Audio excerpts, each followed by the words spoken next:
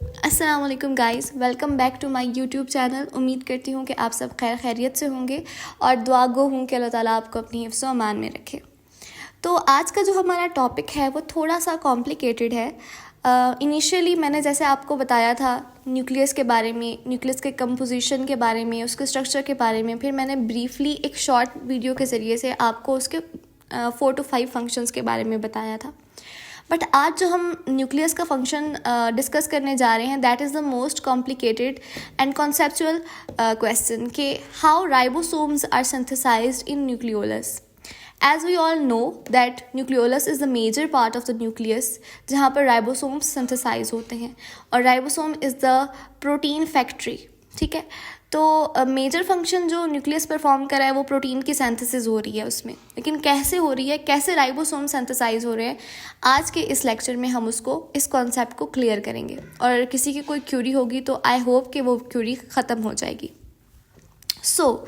जैसे कि transcription is a process in which DNA is transformed into RNA।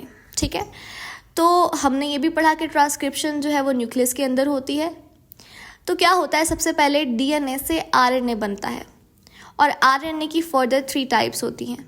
Number 1 is messenger RNA, second is ribosomal RNA and third one is transfer RNA।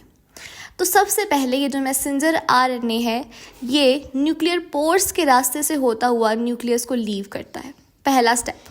ठीक है, transcription हुई, transcription के result में DNA से RNA बना। RNA की 3 types हैं, messenger RNA, ribosomal RNA and transfer RNA. अब ये मैसेंजर आरएनए जैसे ही न्यूक्लियर पोर्स को लीव करता है तो सबसे पहले उसकी मुलाकात होती है राइबोसोम्स की, जो कि साइटोप्लाज्म में मौजूद होते हैं। ठीक है, तो राइबोसोम्स क्या करते हैं, उस मैसेंजर आरएनए की ट्रांसलेशन करते हैं। So what is translation? Translation is a process in which proteins are synthesized from RNA. सही है, तो मैसेंजर आरएनए की ट्रांसलेशन हो गई है वहाँ पर और प्रोटीन सिंथेसाइज हो गया है। इस प्रोटीन को हमने नाम दे दिया फर्स्ट प्रोटीन। अब ये प्रोटीन साइटोप्लाज्म यूज़ नहीं करेगा, साइटोप्लाज्म के काम की नहीं है। ये फर्स्ट प्रोटीन जब सिंथेसाइज होती है तो दोबारा से न्यूक्लियर पोर्स के रास्ते से होती हुई वो न्यूक्लियस के अंदर चली जाती है। ये इसका हो गया सेकंड स्टेप। अब ये प्रोटीन जो न्यूक्लियस के अंदर आ गई है ये देखेगी राइबोसोमल आरएनए को और उसके साथ कंबाइन हो जाएगी राइबोसोमल आरएनए प्लस प्रोटीन, और ये मिलकर जाएंगे किधर, न्यूक्लियोलस में। ये हो गया इसका थर्ड स्टेप। जब ये न्यूक्लियोलस में जाएंगे तो न्यूक्लियोलस के पास होते हैं राइबोसोमल आरएनए कोडॉन्स, जिसकी मदद से सिंथेसाइज होता है राइबोसोम्स। यानी कि राइबोसोम की सिंथेसिस में protein plus ribosomal RNA important होते हैं, जो कि न्यूक्लियोलस के अंदर मेन फंक्शन परफॉर्म करते हैं और राइबोसोम्स की सिंथेसिस होती है। बहुत सारे राइबोसोम्स सिंथेसाइज होंगे और फिर जब सफिशिएंट अमाउंट ऑफ राइबोसोम्स की सिंथेसिस हो जाएगी तो वो न्यूक्लियोलस को लीव करेंगे और न्यूक्लियर पोर्स के ज़रिए से वो दोबारा से इंटर हो जाएंगे साइटोप्लाज्म में, और साइटोप्लाज्म में वो अपना फंक्शन परफॉर्म करेंगे एज प्रोटीन फैक्ट्री के तौर पे, और वहाँ पर वो प्रोटीन्स को सिंथेसाइज करेंगे। मैं ब्रीफली इन 3-4 स्टेप्स को दोबारा से रिवाइज कर देती हूँ। सबसे पहले होती है transcription with in the nucleus और 3 तरह के आरएनए बनते हैं।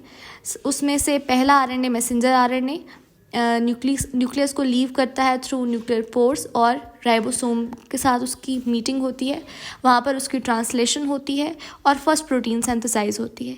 ये प्रोटीन न्यूक्लियर पोर्स के ज़रिए से दोबारा से न्यूक्लियस के अंदर इंटर होती है और राइबोसोमल आरएनए के साथ कंबाइन करके वो न्यूक्लियोलस में चले जाते हैं। न्यूक्लियोलस में सिंथेसाइज होते हैं राइबोसोम्स और फिर वही राइबोसोम्स न्यूक्लियस से लीव करते हैं थ्रू न्यूक्लियर पोर्स और साइटोप्लाज्म का हिस्सा बन जाते हैं। That was all about the synthesis of ribosome. I hope कि ये वीडियो आपके लिए काफ़ी हेल्पफुल रही होगी और आपकी बहुत सारी क्यूरीज जो है इससे हल हो चुकी होंगी।